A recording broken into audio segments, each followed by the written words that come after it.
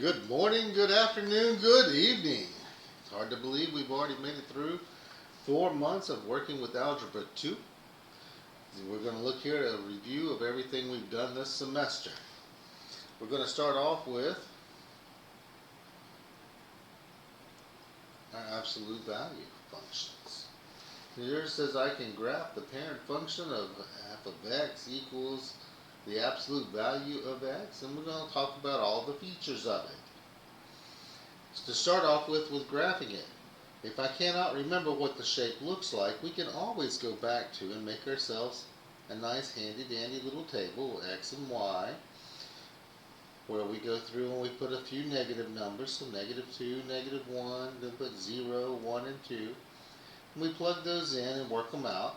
We get 2, 1, 0, 1, and 2. And we can plot the points. And in plotting the points, I have 0, 0 here. I've got -2, 2, 1, and go on like this. And oh, that's right. Our absolute value functions make a nice, pretty V shape, like so. Now, when we talk about the domain and range, we have to remember that our domain are our x values. So what can x be? Well, with our absolute value function, the domain can be anything we want it to be. So therefore, with these, the domain is going to be from -infinity to positive infinity. You'll also sometimes see that written like this, where we have -infinity to infinity. Or we could just simply say all real numbers. Now my range, the range are our y values. What can y be? Well, our y values in this case does have some limitations or restrictions. I could say that it goes from 0, that is less than or equal to my y, which is then less than infinity. And remember, we can't be equal to infinity because infinity keeps going. If we use our notation here, we have a square bracket to be inclusive, meaning we count 0, and it goes up to infinity. We could have also written it such as y is greater than or equal to 0 and accomplish the same thing. Now my vertex. The vertex is this point right here. At this point right here, my vertex for this is where it changes directions, which is located at 0, 0. And since this one is opening upward, it has a minimum value, and my minimum value is y equals 0. Now intercepts. It has an x-intercept, and it's located at the origin at 0, 0. It also has a y-intercept, which is at the same spot. The y-intercept is also at 0, 0. Which happens to coincide with that vertex. Now, for my symmetries, it does have an axis of symmetry. We refer to that as axis of symmetry. And it's located as my y-axis, or we could write it as x equals 0. And there are no asymptotes with this one, so it doesn't approach anything. It's going to just kind of keep going. So no, there are no asymptotes.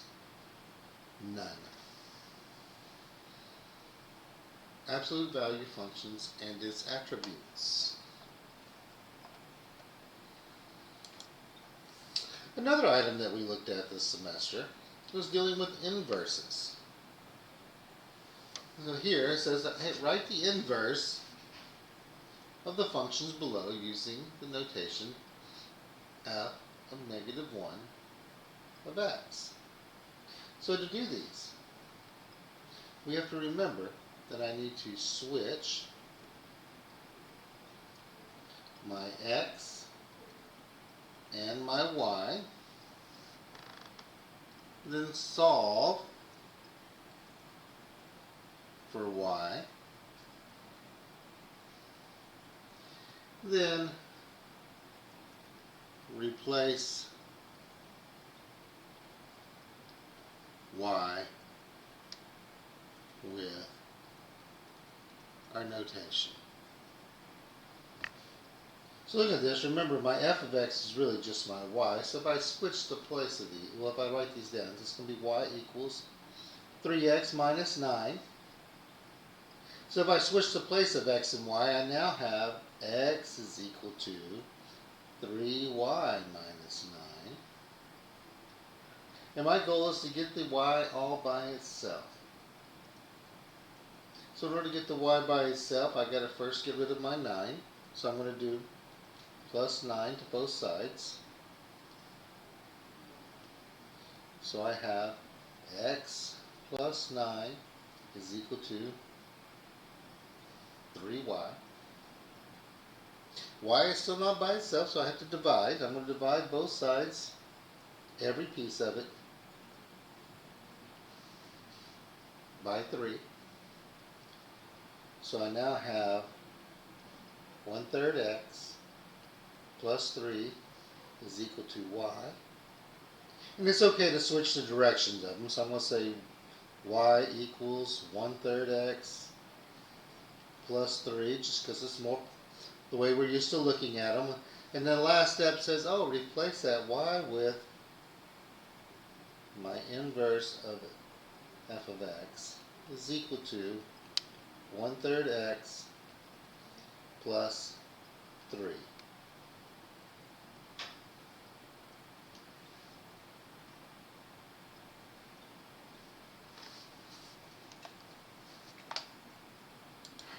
Here's another example of how to find the inverse notation. We're going to start off again with y equals 1/5 x minus 4. First we're going to switch the x and the y, so I now have x equals 1/5 y minus 4. My goal is to get the y by itself, so I'm going to move the 4 by doing plus 4 to both sides. And in doing so, I now have x plus 4 is equal to 1/5 y. I need to eliminate the 1/5, so I'm going to multiply by its reciprocal, which is 5 over 1 on both sides, or just 5. I distribute my 5 and I get 5x plus 20 is equal to y. I rewrite it so that my y is in the front, so y equals 5x plus 20. Change my notation back to the function notation. And I have y equals 5x plus 20 as its inverse. One more example of finding our inverse functions. Again, start off replacing the f of x with y. This is negative 2/3 x plus 2. Switch them. X goes first. Negative 2/3 y plus 2. Move my 2 to the left. To the left, to the left, by doing a minus 2, moves it to the left. I now have x minus 2 is equal to negative 2/3 y. I need to eliminate that negative 2/3, so I'm going to multiply both sides by the reciprocal, negative 3/2, like so. Distribute this one in here, making negative 3/2 x plus 3 equals y.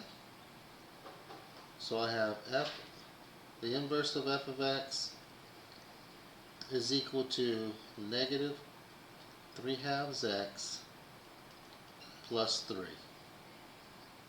Inverse functions. Our next example here tells us select each true statement below about the relationship between functions and their inverses.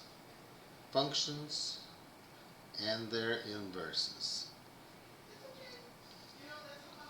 So looking at that, we read through each of them. If you type points of a function into a table, you can find the inverse by switching the x and y values.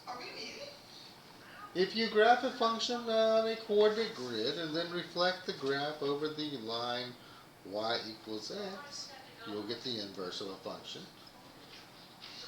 Functions have the notation f of x, and inverse functions have the notation f of negative 1 x. So reading through each of these things are true about our functions and their inverses. Therefore, our last statement would be the correct choice to pick. All of the above are true statements about functions and their inverses.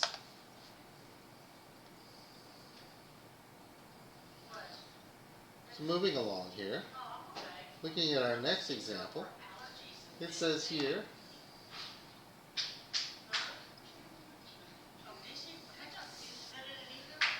the sum of the length, width, and height of a box is 112 centimeters. The length is 32, less than twice the sum of the width and height. And twice the width is 4 more than the length. So our first thing here says, hey, write a system that can be used to determine the length, the width, and the height of the box. So we have to translate these things into a system of equations. And looking at this equation, I'm going to use L as my length, W, that will be my width, and H will be my height. So it says write a system that can be used to determine the length, width, and height. Well, the first thing they tell us right up here is the sum of the length, width, and height is 112. So I know if I take and just add L plus W plus H, those have to equal 112. The second statement tells me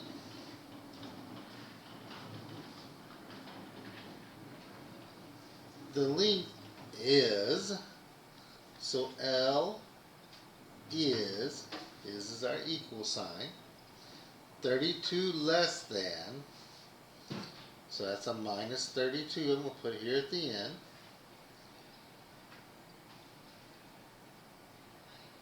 The sum of the width plus the height.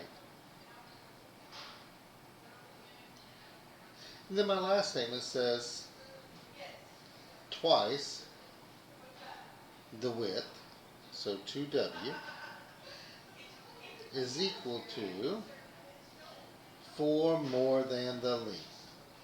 So that's the length plus 4. So I have this information right here I can use. If I have a nice handy dandy matrix calculator, I can use that.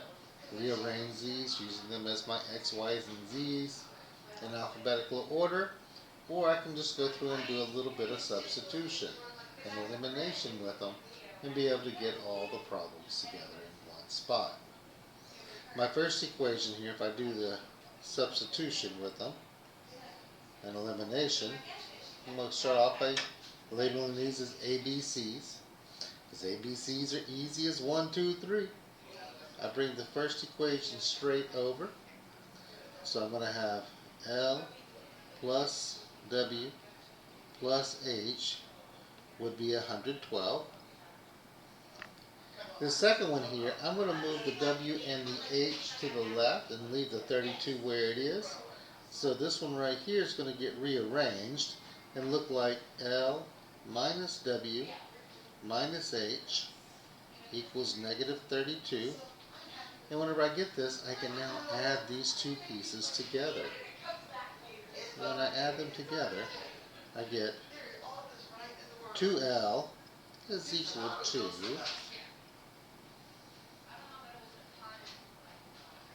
80. And at this point, then I just need to solve for my L, and I'll know what that piece would be. So to solve for L, I'm going to divide both sides by 2, and I find out that the length is 40. But my question here is asking, what is the width? So in order to find the width, I can use this last equation right here and use it to plug in. Using my last equation right here, I'm going to use my 2W equals L plus 4, and I can go find my width because I know that the length is 40. Since I know the length is 40, I can plug that piece in, and I get 2W is equal to 40 plus 4. Do a little bit of simplifying right here. So 2W is equal to 44. I divide both sides by 2. And when I do that, I find that my width is 22 centimeters. So even without a matrix calculator, we can still find ways to solve problems that have 3 variables. Looking at another example here that has 3 variables.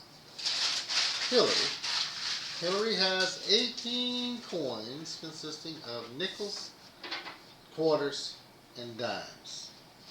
So if I got nickels, quarters, and dimes, I'm going to use the letters N for my nickels, D, that'll be my dimes, just don't drop them, and then Q, that'll be my quarters. So whenever I go through and do these, it says that I have 18 coins.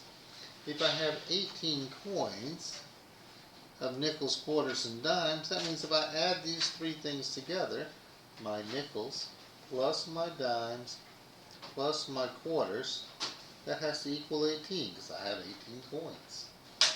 Since the total amount of dollars and cents is $2.80, we'll have to remember what are the values of each of these. Well, a nickel is 5 cents, so I'm going to say 5 N. A dime is 10 cents, that's 10D.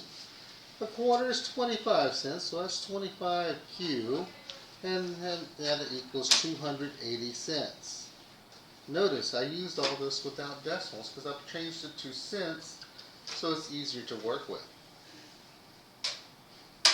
Now in doing this, this last piece here says she has twice as many quarters as nickels.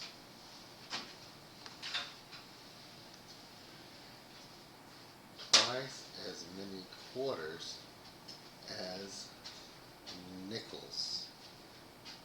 So if I take my nickels and multiply those times 2, that'll tell me how many quarters I have. So my quarters are going to be 2 times the amount of nickels I got. And here are my 3 equations, my A, my B, and my C. Now using that information right there, I can use that to go and solve the rest of my equations. I can take these right here, do a little bit of substitution because I know that my quarters are 2N. So instead of using a Q up here in these other equations, I can put a 2N in them. So this top equation is going to now become n plus d plus 2n is equal to 18.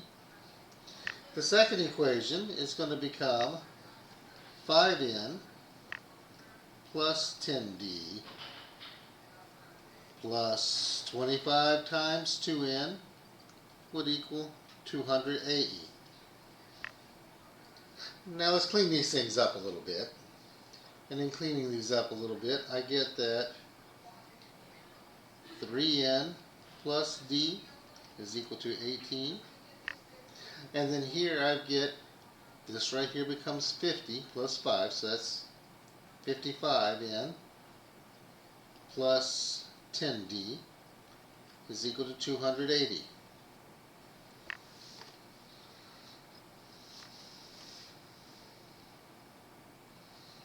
I could use elimination for this, but I could also use some substitution. I could take this top equation right here, and rewrite that one as d equals 18 minus 3n. I can use that then to plug in. Back working for Glade and say plug it in, plug it in. So instead of putting a d whenever I get to this point right here, I'm going to put 18 minus 3n, and that gives me 280. Clean this left side up a little bit, so 55n plus 180 minus 30n is equal to 280.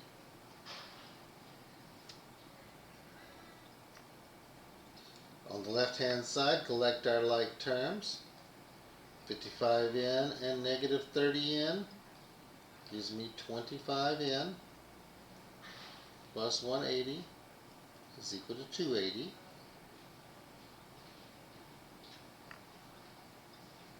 Subtract my 180 from both sides. 180 going away. Miss the triple 20s. 25n is equal to 100.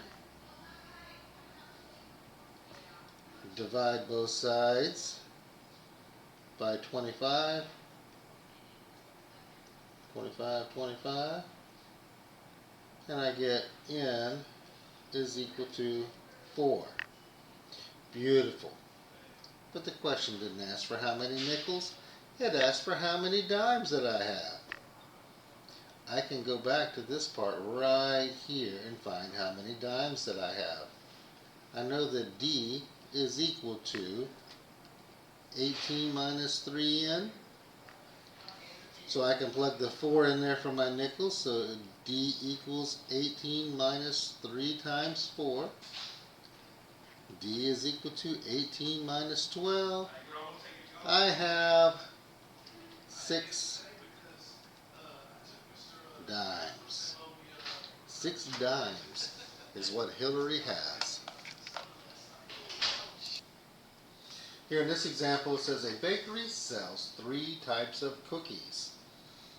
They sell chocolate chip cookies, oatmeal raisin cookies, and some peanut butter cookies. So one day the bakery sold a total of 240 cookies. It says the number of chocolate chip cookies sold was twice the number of oatmeal raisin cookies sold. And the number of peanut butter cookies sold was 20 more than the number of oatmeal raisin cookies sold. So how many of each type of cookie did the baker sell? So first thing we need to do is define our variables. So I'm going to say X. That's my chocolate chip cookies. Chocolate chip. Y, that's going to be my oatmeal raisin. Oatmeal raisin. And Z are the peanut butter cookies. Now the first sentence tells us that we sold 240 cookies. So if I take and add X plus Y plus z together, that equals 240. Our next sentence over here tells us that our chocolate chip cookies, so that's my x, x is equal to, because was is my equal to, anytime you see our verb like that, that's equal, twice the number of oatmeal raisins. Oatmeal raisins y, so 2 times y. And then it says the number of peanut butter cookies sold was, again, my equal sign, so peanut butter cookies, or z, is equal to 20 more than the oatmeal raisin. So, oatmeal raisin plus 20. I can now use some substitution. I can substitute this piece and this piece back into my original equation up top here. So instead of x, I'm going to place and put 2y. Y is not changing, he's just hanging out there. And then instead of z, I'm going to put y plus 20. And that's equal to 240. I collect up all my like terms. 2y, 1y, and 1y. That gives me 4y plus 20 is equal to 240.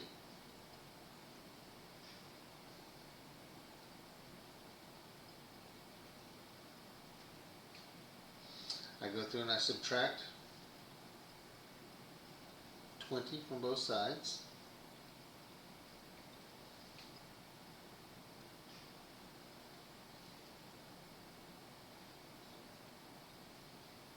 And I get 4y is equal to 220. I divide both sides by 4. Divide, 4, 4. And I find out that y is equal to 55. So I sold 55 chocolate chip. Okay, beautiful. 55 chocolate chip.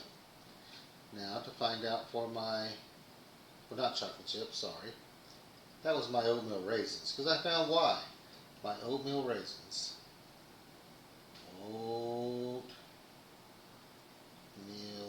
raisin. Now to find my chocolate chip. That's my x, chocolate chip. I'm going to say x is equal to 2 times 55. That's this equation right here we plugged in for. So x would equal 110. I sold 110 chocolate chip cookies. Then my peanut butter cookies. For my peanut butter cookies, I'm going to take and use this equation and put it down here and say z equals 55 plus 20, so z is 75. And there's my solution. We could use an augmented matrix and use a matrix calculator to solve these types of problems. But sometimes substitution works just as well. Looking at our next example we have here, what is the solution set?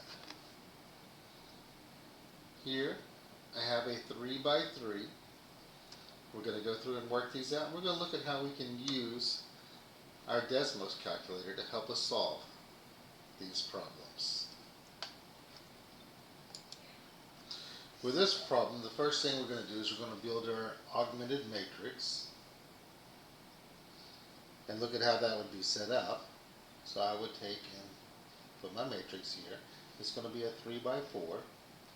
So it would be 2, 1, negative 1, and 5. Then I have 1, 3, 14.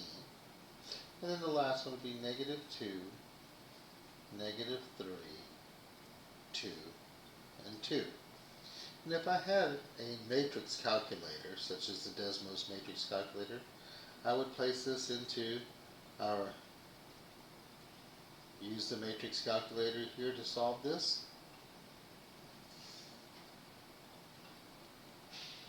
Or maybe use a TI-84 using the matrix functions on it. But I don't always have these things available. So what can I do then? If I can't remember all the steps or I'm running short on time, I can still use my Desmos graphing calculator to solve this equation. So I'm going to grab a Desmos graphing calculator over here and add it to my screen here. Right here. And I'm going to go through and I'm going to place each of these equations into the Desmos calculator, starting with the first one. So I have 2x plus y minus z equals 5. Now when I put this one in, well, if I put it in the right spot, make sure you click in the box before you type. So 2x plus y minus z equals 5.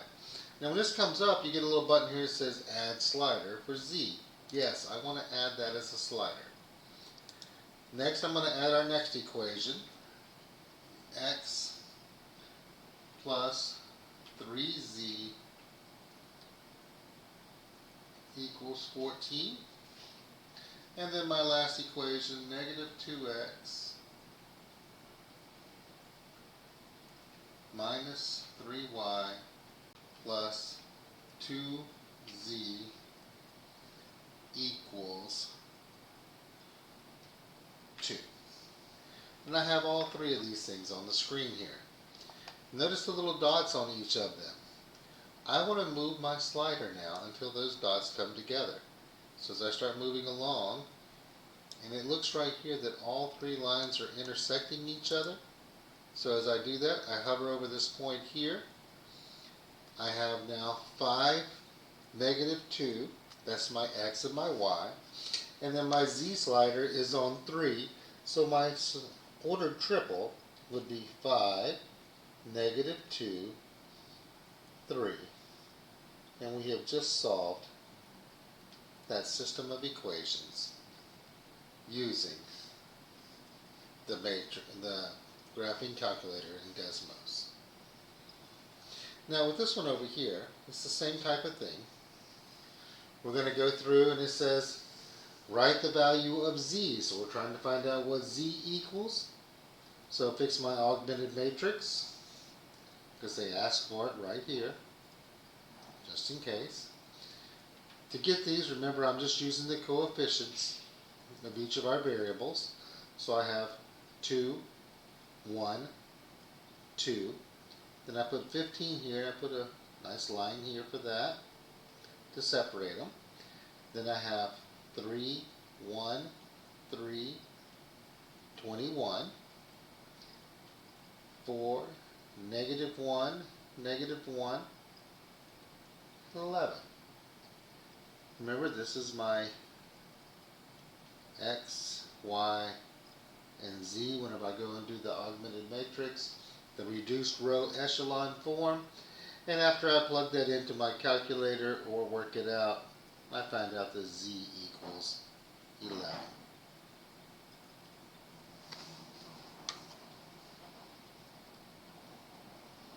Looking at our next examples we have here, now we're moving into the realms of inequalities. It says graph the solution set for a system of inequalities below.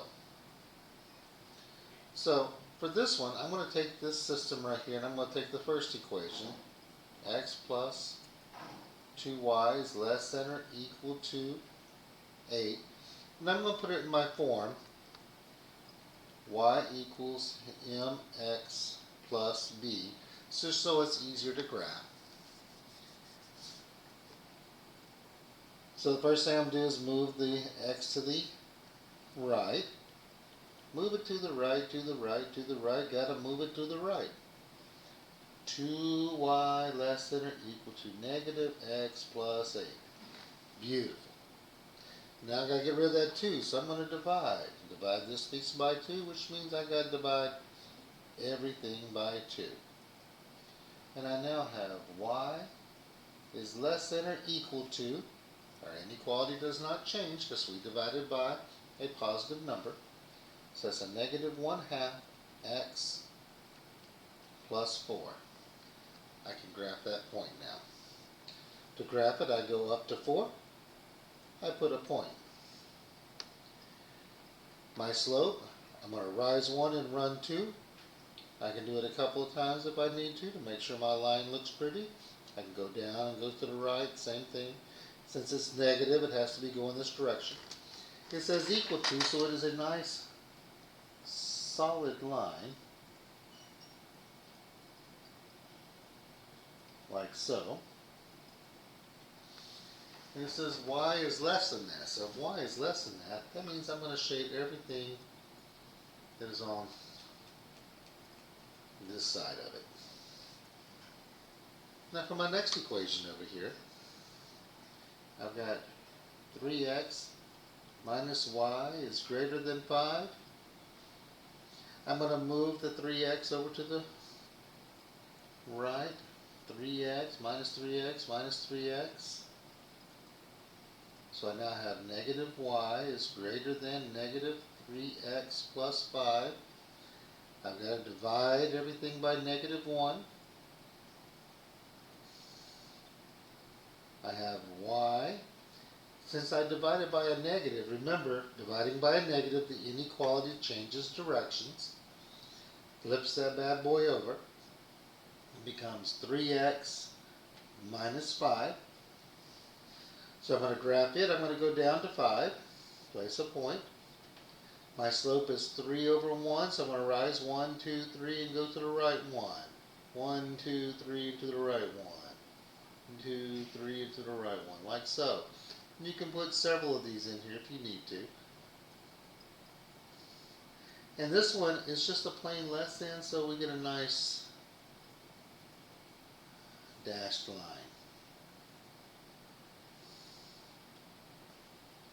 And this one says less than as well now, so that means everything below it, like so. And our solution set then would be this region right here,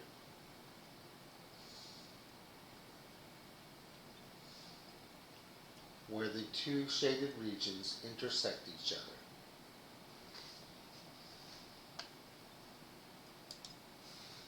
In our next example, we're going to do the same thing with it.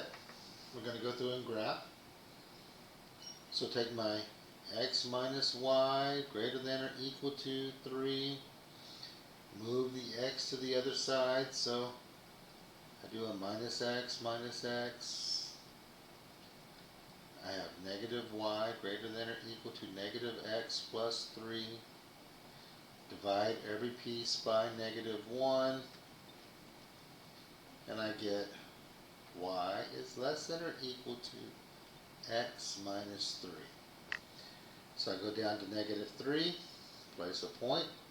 My slope is positive 1, so I'll go up 1 and over 1. And I'll put a few of those in here to make sure I get a nice pretty line going this way as well.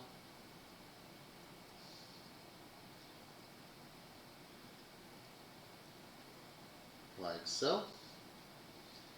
It says that it is less than, so that means we shade everything below it on this side. And if you're confused about where to shade, you can always substitute a point in and see, does that make it true? Shade that side. If it's not true, shade somewhere else. So next one here, my next equation is 2x plus y is less than 7. I'm going to move the 2x to the right.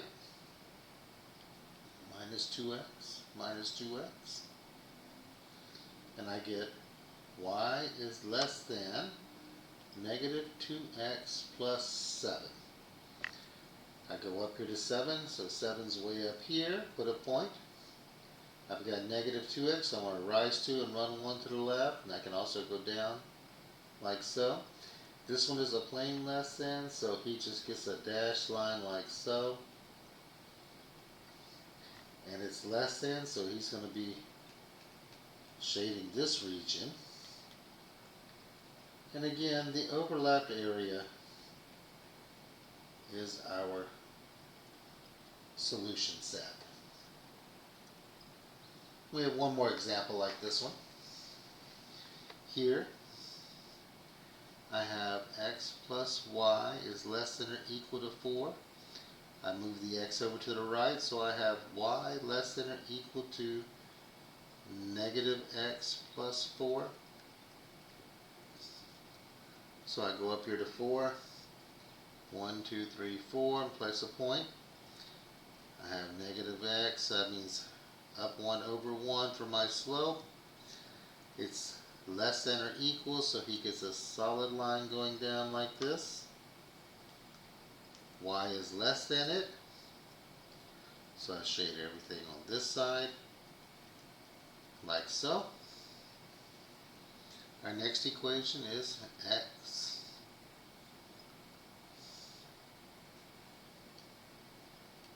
minus 2y greater than or equal to 1.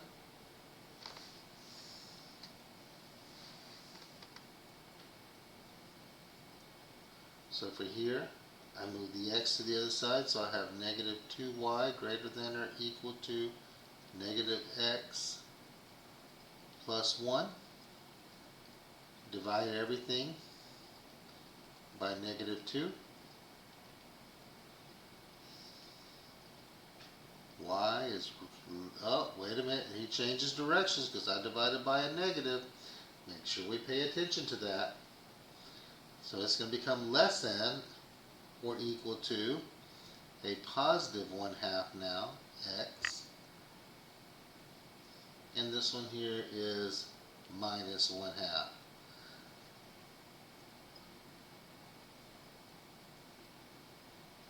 I put my point here.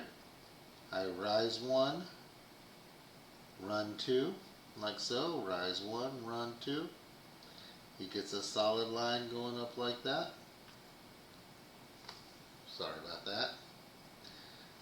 And then we come back down this way here. It is now less than. Since it's less than, we shade everything below, which is here. And again, our solution set is where the two shaded regions overlap. So the solution sets for these are where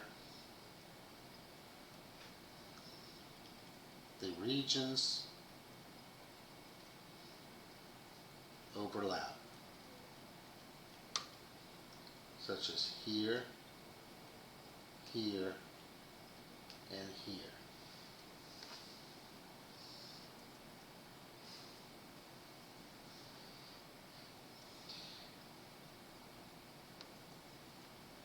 Here we're going to start looking at some parabolas. In looking at parabolas with the vertex form, we have to remember that our vertex form is like so. F of x is equal to a, parentheses, x minus h squared plus k. And we also have to remember then that h and k, that's our vertex. So we can have that. And then x equals h, that's the axis of symmetry. Okay? And then if we have a minimum or maximum, that would be our k.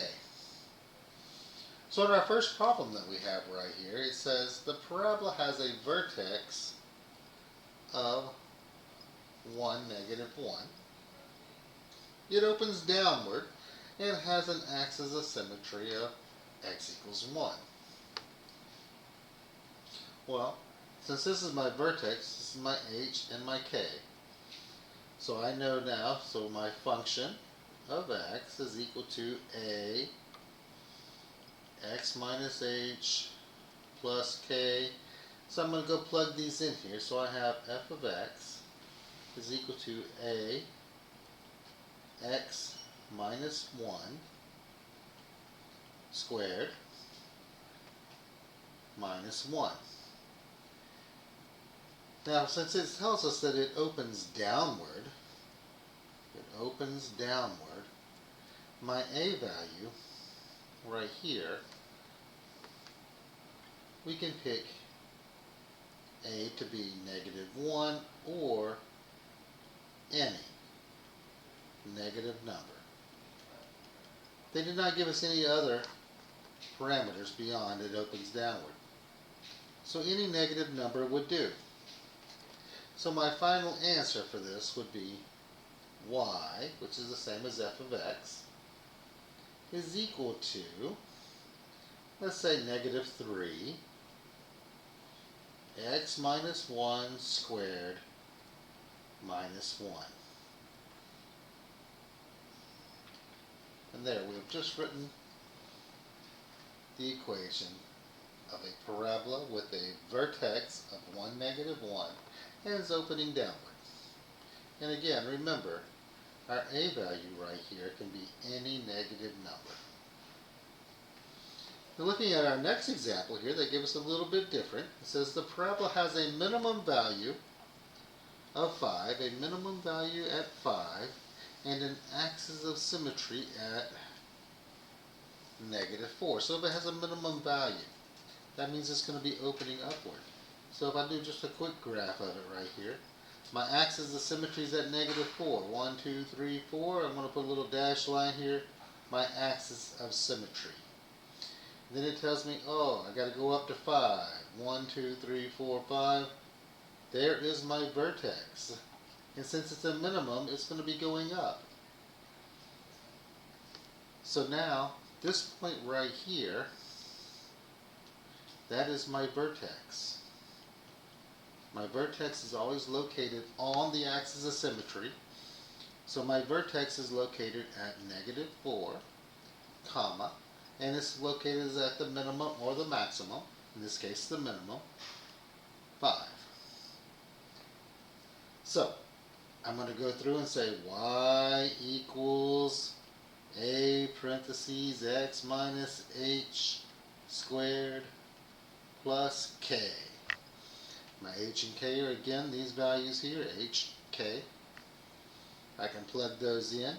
My a right here, since it's opening upwards, can be any, you just have to choose any positive number. Any positive number is going to be okay because they didn't give me parameters beyond that. So I could put on here y equals 4 parentheses x plus 4. Just remember, when we plug the h in here, he always gets the opposite because he's inside the parentheses. And then plus 5.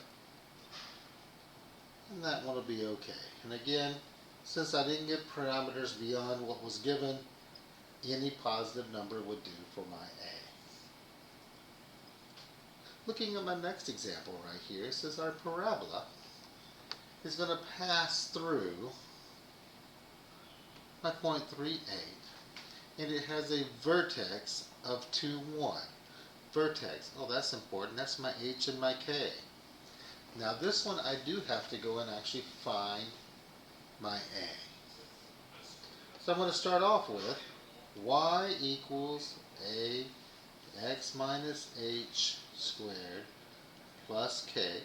I'm going to substitute these points in here, so y equals a x minus 2 squared plus 1.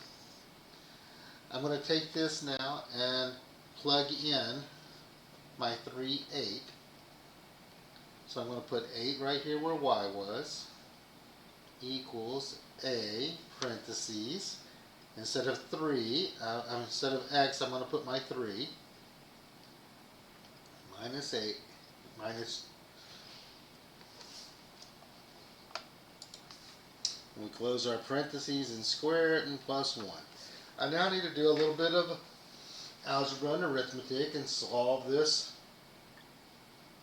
for my a. So 8's going to be chilling right here. A times 1 squared plus 1. So I've got 8 equals a plus 1. My a is going to be 7. So my final equation is y equals 7, parentheses, x minus 2 squared plus 1.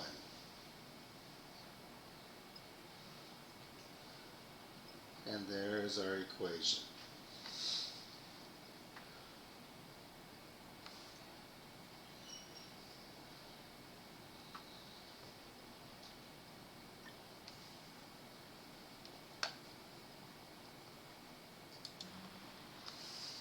So looking at our next one we have here, it says Milo kicked a football into the air on a football field. The path of the football can be modeled by the equation. I got our nice little equation here. The height in terms of time. This, where t is time in seconds and h of t is the height of the ball in feet. So categorize each statement as true or false. So let's first go through and get all of our pieces and parts of this so we can understand what's happening. I know that my a is a negative 4 over 3.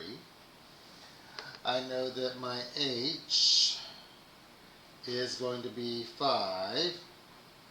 And I know that my k is 30. So therefore my vertex is 530. It's going to be opening downward. It opens, oh boy, I can't make it, there we go, opens downward, opens downward, opens downward. Okay, our first question that we have says the vertex of the function is negative 530. Well, we have already determined that the vertex is actually positive 530, so this one would be false. Our next question says the vertex of the function is 530, which represents 5 seconds, and the ball is 30 feet. That would be true. The axis of symmetry of this function is x equals 5. Well, remember, it's always the same as the x value of our vertex, so therefore it is true. The axis of symmetry is negative 5. No, that contradicts the one we just said was true, so that would be false. The maximum height of the ball is 30 feet. Yes, it has a maximum because since this thing is going up like this, it has a maximum, and that is the y value of our vertex, so that would be true. And it says the maximum height is 5 feet. That would be false, because that would be in contradiction of what we just said there. The main thing is to analyze and read the questions carefully whenever you go through and work on problems such as these.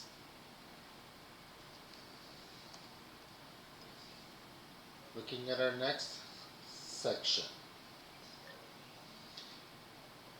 Here, we're going to be taking and solving quadratic equations. Solving our quadratic equations, before we start, it's always good to make sure that we put them into what we call standard form. Because when they're in standard form, it looks something like this.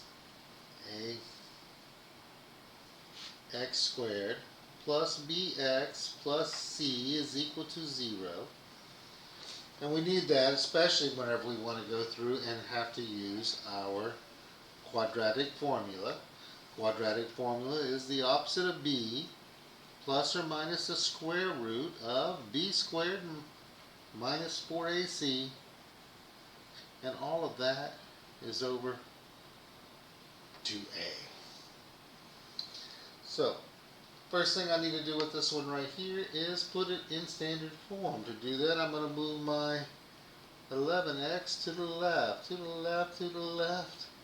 We got to move it to the left, to the left. So I got 3x squared minus 11x plus 6 is equal to 0. Before I go through and do my factoring, I want to take and see, before I put it in my quadratic formula, see, can I factor it? Because if I can factor it, it'll actually go a little bit quicker. So I'm going to make myself my little t-chart here and have my AC and my B.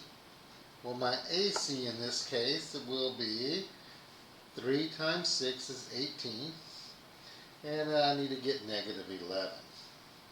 What can I multiply to get 18 but add to get 11? Well, that would be 2 and 9, but they both have to be negative because negative 2 plus negative 9 gives me negative 11. So I can now rewrite the middle term using 2 and 9. So I have 3x squared minus 2x minus 9x plus 6 is equal to 0. Doing my factoring by grouping, out of these two pieces right here, I can take an x out of them. X, which leaves me then with 3x minus 2. Looking at these two pieces right here, I can take a 3 out, and I'm going to take a negative 3 out of them because I need that last piece to be negative. So I'm going to take a negative 3 out, which leaves me with a positive 3x and then a minus 2. Oh, thank goodness these pieces are the same. Since those are the same, I can now take that out as one factor, 3x minus 2, and leaves me with x minus 3, and these are equal to 0.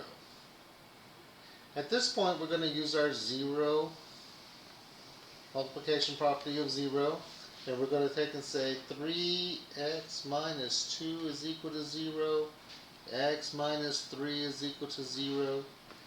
The one on the right over here is x equals 3 because we move it over. Our other one, we got to do a little more work with this, so I add my 2. 3x is equal to 2. Divide both sides by 3.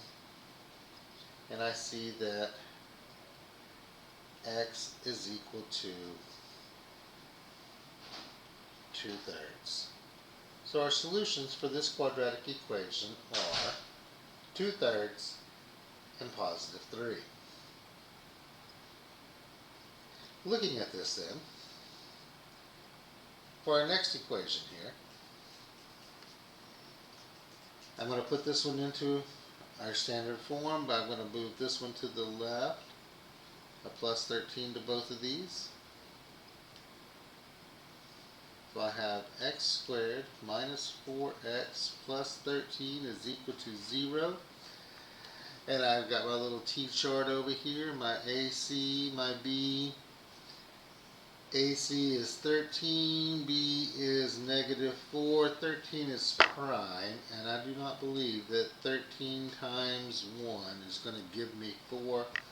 Therefore, I cannot factor it. And since I cannot factor it, I have to go back and use my ABCs. My A, my B, and my C. My ABCs, A is 1, B is negative 4, and C is 13. Now with these, I'm going to plug them into my quadratic formula. So x is equal to the opposite of b plus or minus the square root of b squared minus 4ac all over 2a. Notice I've just written the entire formula without any variables in there or any numbers. And I'm going to go back and plug the numbers in from my ABCs over here. This way it saves from making any mistakes or common errors that may occur. So I'm going to put my negative 4 here, negative 4 here, because those are my B. Next it says A. A is 1. It goes here and here. And then C goes right here. Now with these, I'm going to go through and do a little bit of simplifying. So I have x is equal to 4 plus or minus the square root of 16 minus 52 over 2. Next I have x is equal to 4 plus or minus the square root of negative 36 over 2, which then gives me x is equal to 4 plus or minus 6i over 2.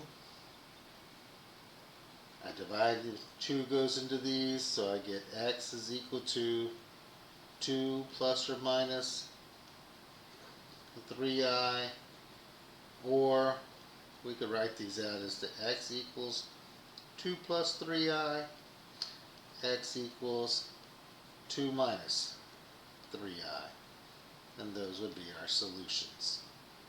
This one comes out to be a nice complex number. We have to remember that square roots of negative numbers result in I. Looking at our next example over here, this one is written where I have this part squared here. I could square it out and go through and put it into standard form and work it out that way. Or, since it's written like this, I can isolate the quadratic portion. So to do that, I'm going to move the 3 to the right. So I'm going to take and add 3 to both sides, like so.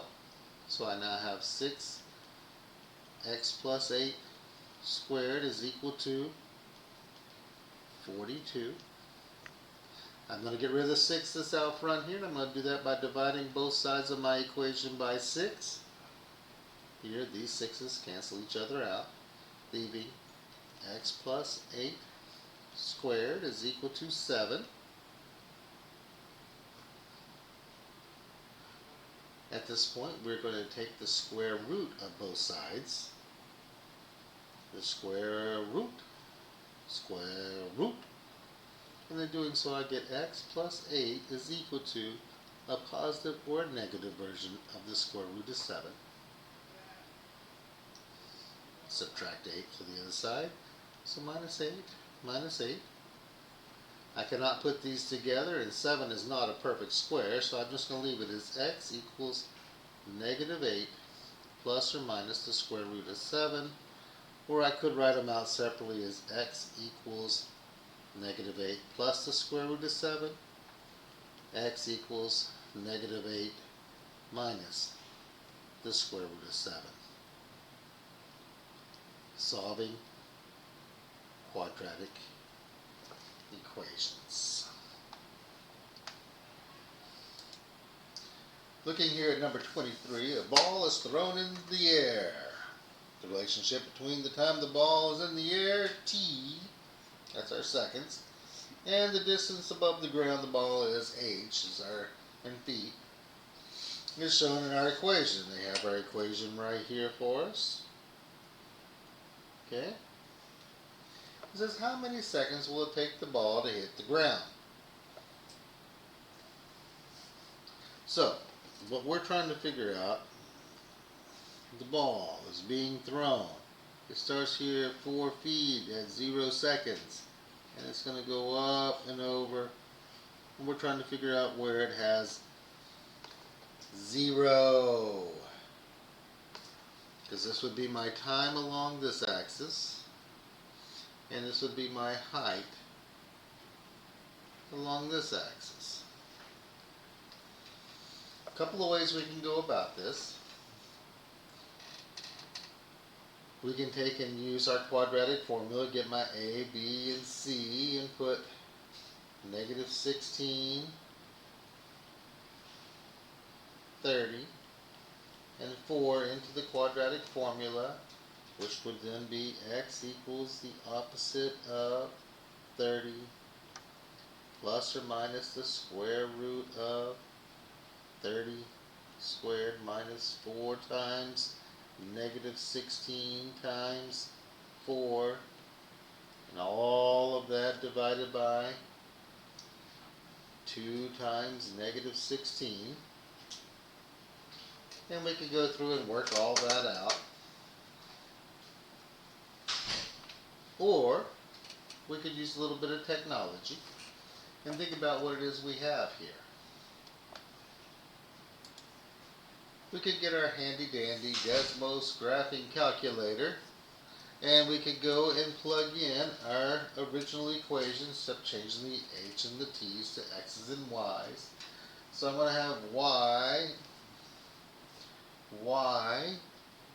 equals negative 16 x squared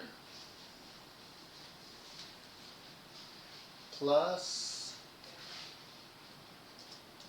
30x plus 4. And here's my graph over here on the side. Let me take and move this over a little bit so we can see it a little better. So we're trying to find this point right here where our x, it crosses the x-axis, or our solution, our 0. I cannot use this one on the left side because our x value is negative, and we do not have negative time. We have not been able to invent a time machine yet to be able to go backwards to figure out when the ball started on the ground. But we can go forward, and we see that after 2 seconds, the ball has hit the ground. So therefore we come back over here and we say the ball hits the ground after 2 seconds.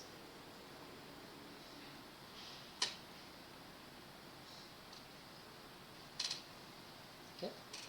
With number 24, it says, when finding the solutions of quadratic equation, f of x equals x minus p times x minus q, and then plus c.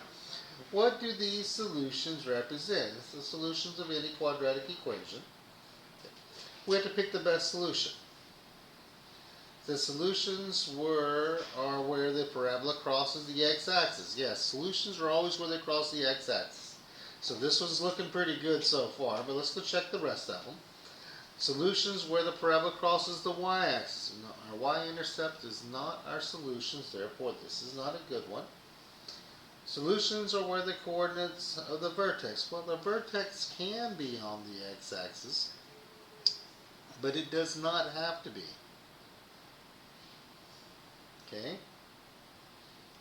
So that one, no, it's not really a good one. It can be on the x-axis, but it does not have to be. Okay? And the last one says solutions are points on the axis of symmetry. Well, the only way it's on the axis of symmetry is if it's the vertex on the x-axis. Therefore, our correct answer would be A.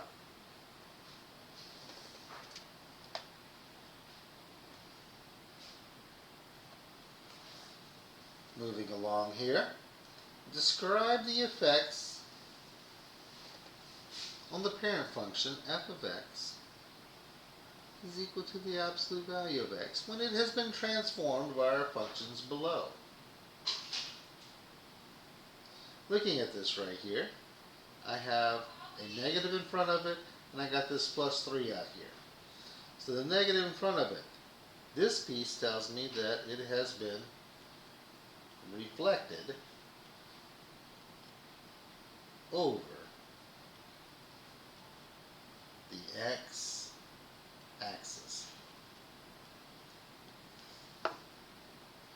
The plus 3 out here at the end, this piece tells me that it shifts up 3 units from what my original parent function was. Looking at my next example right here.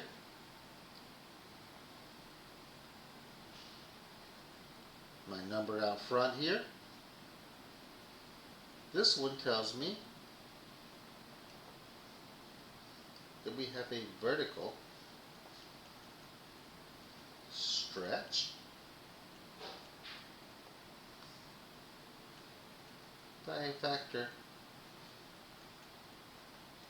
of 2. And then this piece right here on the inside here tells me that I have, in order to get this, remember it's always going to be x minus RH, so it would be x minus a negative 5, so therefore it has a shift left 5 units. On this one over here, this piece right here, I have a vertical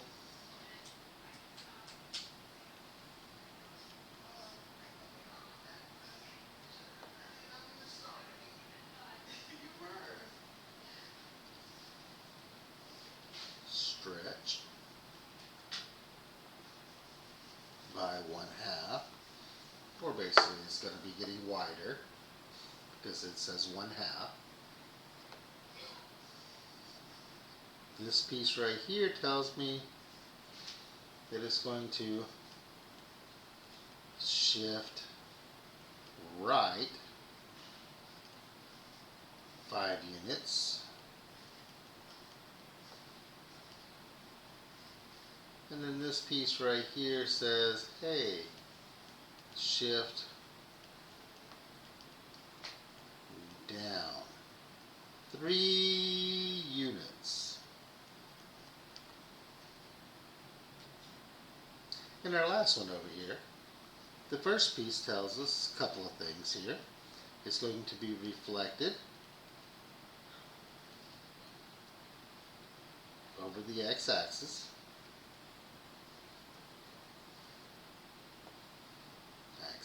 Okay, and it has a vertical stretch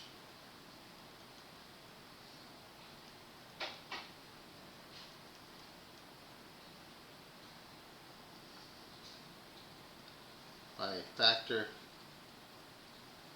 of 2.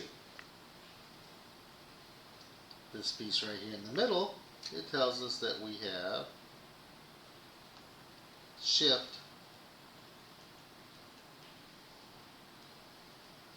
3 units left. And then this last piece over here, it says we have a shift of 5 units up.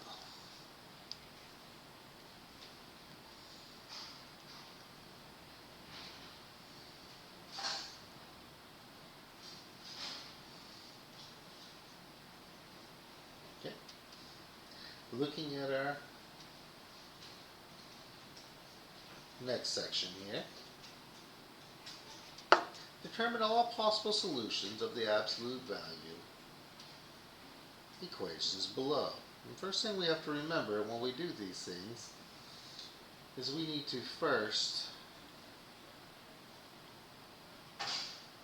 isolate the absolute value expression. Okay? Once we've done that, then we'll separate them into 2 separate equations. So looking at number 29. For this one, first thing I'm going to do is get rid of my 24, so I'm going to do minus 24 minus 24. I go through and I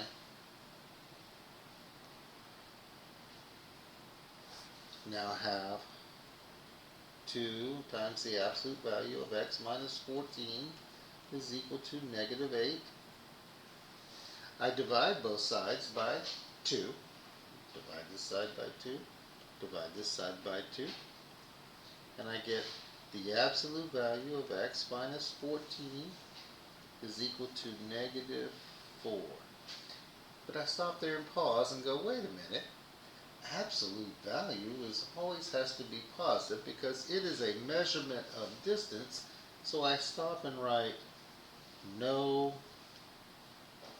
real solutions. Because absolute value cannot be negative. It can only be positive. Looking at our next example. This one, I need to isolate my absolute value, so I'm going to start off with 3x minus 5 over 2 is equal to 5. And I'm going to multiply both sides of the equation by the denominator to clear the fractions. Here, my 2's divide each other out, making 1, leaving the absolute value of 3x minus 5 is equal to 10. At this point, I can separate them into 2 separate equations. Do 3x minus 5 is equal to positive 10. Or 3x minus 5 could also equal negative 10. And now I have 2 separate equations to solve. On the left, add 5 to both sides. 3x is equal to 15. Divide both sides by 3, and I get x equals 5. Over here on the right hand side, we've got to go through. I'm going to take and add 5 to both sides. Add 5, add 5.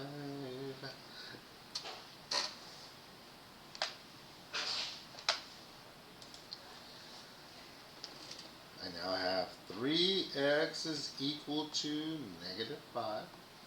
I divide both sides by 3, by 3, by 3, and I get x is equal to negative 5/3. So my 2 solutions are 5 and negative 5/3.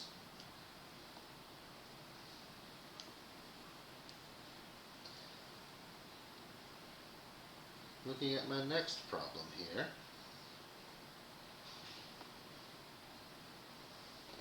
With this one, the absolute value is already isolated, so I need to think of it like so. I have 2x plus 5 is equal to 6x minus 7. Basically, remove the absolute values. Or, for my second one, 2x plus 5 is equal to negative 1 times 6x minus 7. Multiply that right side by negative 1. So let's work on the left-hand side here. So with this one, I'm going to go through and get all my x's on the same side. It's usually easier to pick up the little guy, so I'm going to move the 2x to the right. I have 5 equals 4x minus 7. Move that 7 to the left, to the left, to the left. Gotta move it to the left, to the left. By doing a plus 7 to it. So I now have 12 is equal to 4x. Divide, we gotta divide. Every day we gotta divide by 4. X is equal to 3. So there's one possible solution. And I say possible solution because anytime we have variables outside of our absolute value as well as inside, we need to make sure we always go and check and they are going to be valid solutions.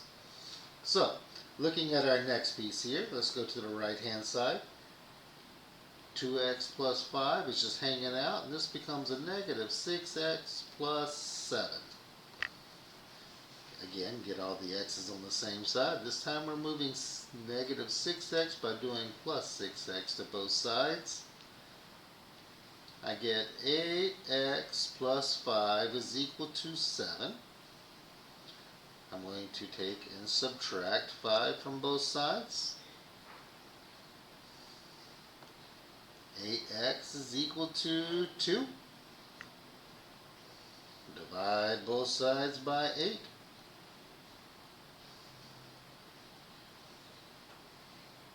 X equals 1 over 4. And another possible solution. And again, since we had a variable outside of our original equation, we do need to go and check these. So let's go check it.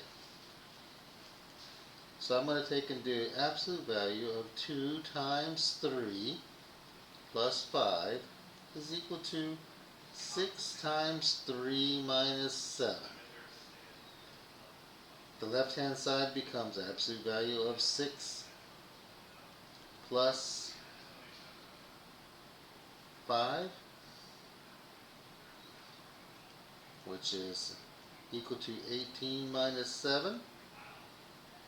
The absolute value of 11 is equal to 11, and 11 does equal 11. It checks, therefore that's a good solution. My one on the right over here, I'm going to do the absolute value of 2 times 1/4 plus 5 equals 6 times 1/4 minus 7. We're going to simplify these out a little bit. Over here,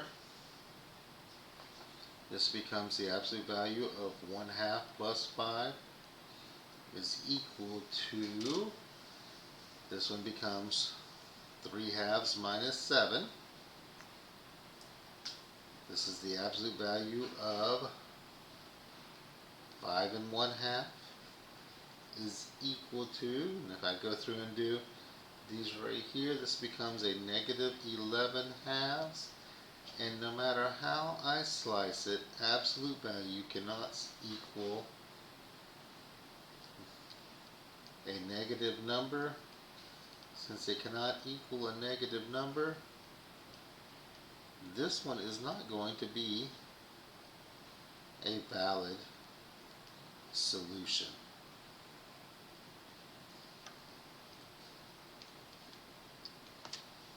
So this one is not valid. We only have one solution. That one's considered extraneous.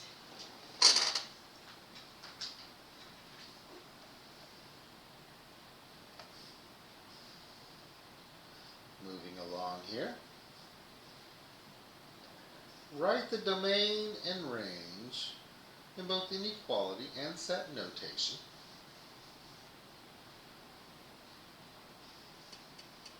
for the functions given below. For number 32, we have a parabola. Remember, a parabola. Since we have a parabola, the domain for our parabolas are going to be from negative infinity to positive infinity, or negative infinity less than x less than infinity. Now my range depends on where my vertex is. This one is going down. Since it's going down like so, that means it's going to go from negative infinity up to positive 4. And it's inclusive there. Or we could write it as negative infinity is less than y, which is less than or equal to 4.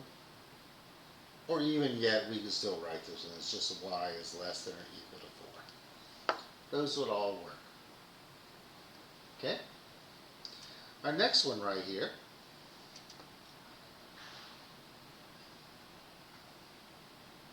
absolute value function. Absolute value functions. For these, my domain, just like with the parabolas, go from negative infinity to positive infinity. And we could write it like so as well. Negative infinity is less than x, which is less than infinity. And remember, we can't have the equal to with infinity because where is infinity? We can always go beyond. For the range, now the range, again, it depends on where my vertex is located. This one here, and it's going up. So therefore, we start at negative 2 and we go to infinity. We could say negative 2 there is less than or equal to y, which is less than, not equal to, can be equal to infinity. Or we could just simply write this as y is greater than or equal to negative 2.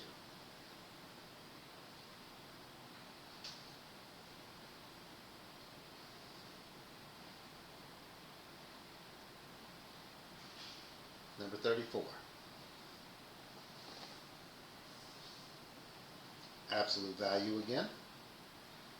The domain does not change with my absolute value. It's going to be a negative infinity to infinity, so there are no restrictions on it. Or I could write it as negative infinity is less than x, which is less than positive infinity. Now my range depends on what value I have hanging out here. That will either be my maximum or my minimum. Since this piece right here is negative, that means this one is going to be reflected going down like so. And since it's going down like that, and I have a maximum, that is going to be my high point. So therefore, I'm going to go from negative infinity up to 5 and include him. Or I could write it like this: negative infinity is less than y, less than or equal to 5, or just y is greater than or equal to. No, not greater than or equal to, less than or equal to 5. Okay? And if you need to, you can go in for these two particular problems, put them into Desmos, and look at the graphs to have them help you see what's going on. Same with this one right here. My domain is still the same, negative infinity to infinity. You can also write it like so. This one is positive in front of it, so it's going to be opening upward. It's a parabola. Therefore, it has a minimum. This one had a maximum. Since it has a minimum at negative 4, means we start at negative 4 and we go to infinity. Or negative 4 is less than or equal to y, which is less than infinity. Or we could write it as y greater than or equal to negative 4. Okay? So here at 36, it says given the function f of x is equal to a parentheses x minus h close them 1 squared plus k, basically our quadratic formula, our quadratic equation in vertex form. It says it represents in terms of k. So our range, if a is positive, that means it's going to be going up like this with our vertex here, down here. Therefore, y is going to be greater than or equal to whatever k is for my range. Now, if a is negative, that means my parabola is going to be going down like this, my vertex here. It'll have a maximum value, so my range would be y is less than or equal to k.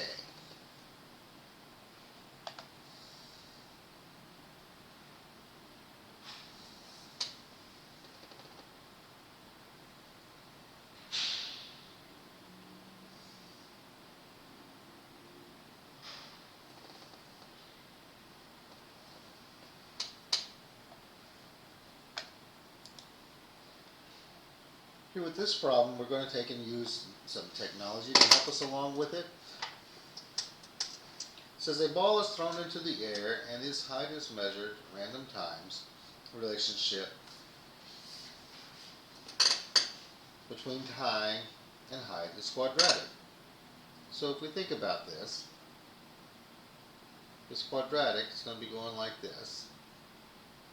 So I can take and use Desmos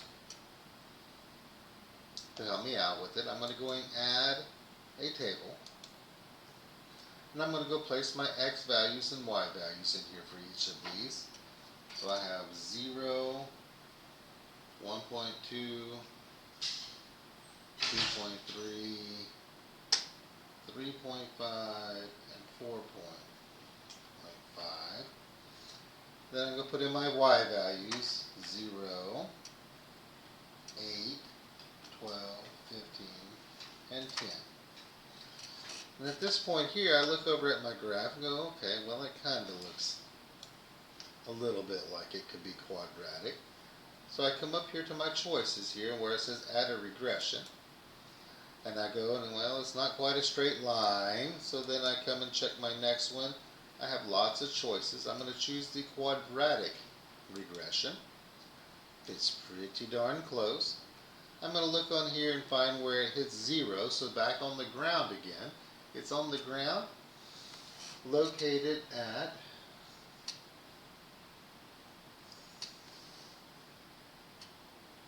6.13611, 0. So it says to predict about when it will, so we're going to say the ball will hit the ground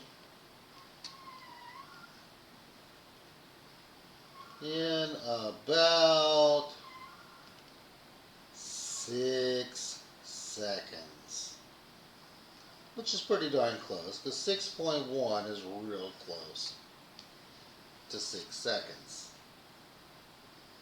We're going to do the same type of thing with our next problem that we have right here. It says a coffee shop tracks the number of coffee cups sold in different ways. The sale trend appears to be linear. They're nice and help us along with these, so we don't even have to really look at the graphs, but we can. So let's clear this one out of here and start with the fresh one and put a table in. I'm going to add a table here. Go add my x values, so I have 1, 3, 6, 8, and 10. And I go add my y values, where I have 50, 58, 71, 85, and 88. And I look over here at my graph and say, oh gosh, where in the world are these things? Oh, there they are. They're way up here. And they told me it's a linear, it appears to be linear, and it does look like it's going to be a line. So I'm going to add a regression to it. A linear regression. This line does seem to fit it. So I come down here and I look at it. After I do my linear regression.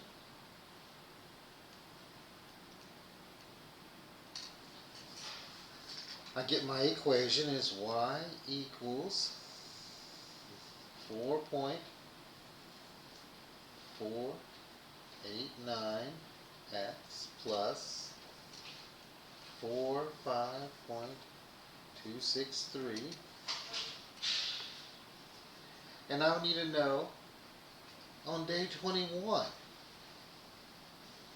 what would that be? So that means I'm just going to plug it in there. So y equals 4.489 times 21 plus 45.263, and work all that out.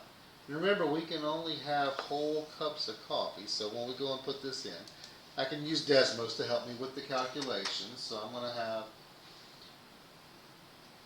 y equals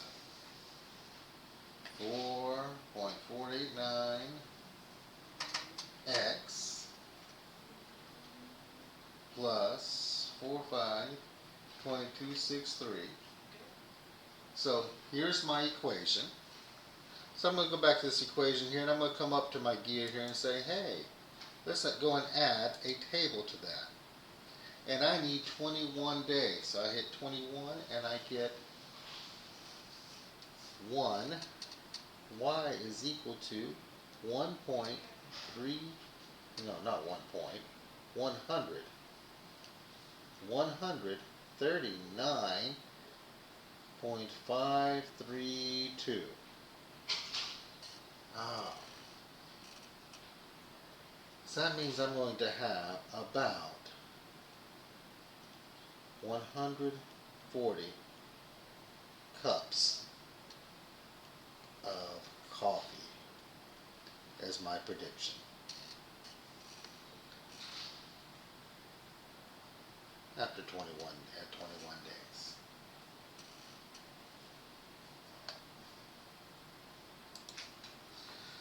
So we're done with our Desmos at this moment, so we're going to take and get it out of the way, and we're going to move here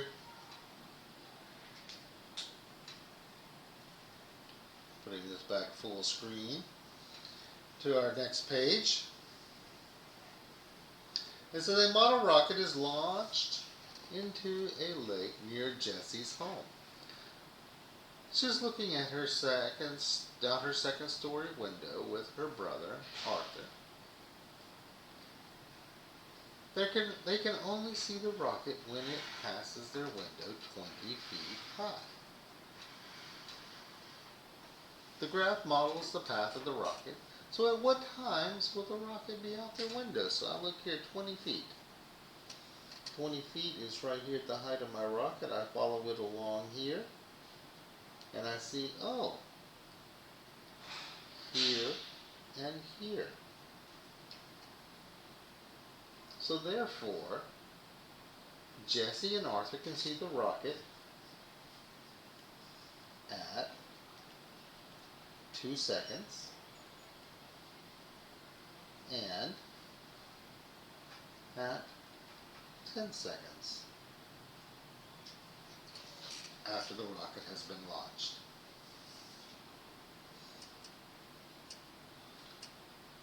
Well, the next day, the rocket is launched near Jessie's house, but the wind is very strong. The path of the rocket is shown in the graph.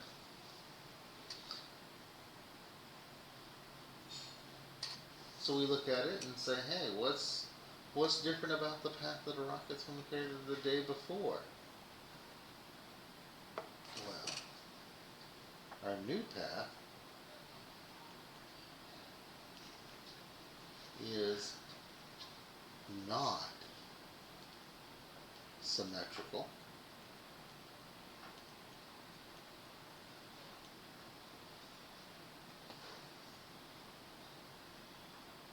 And then we look at our times right here, 20 feet when it passes their window. Oh, it's passed. Those have shifted as well. The times changed to approximately 2.3-ish seconds and approximately 10.3 or so seconds.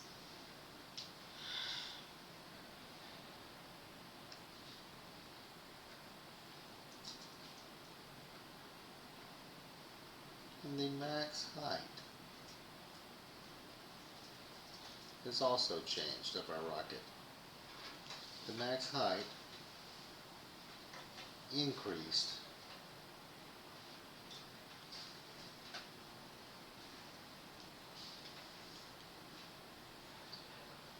to 38 feet at approximately 8 seconds.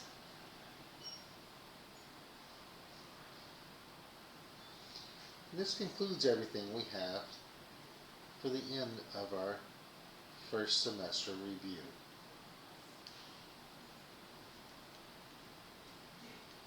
Hope everything goes well and you continue to learn and grow in Algebra 2.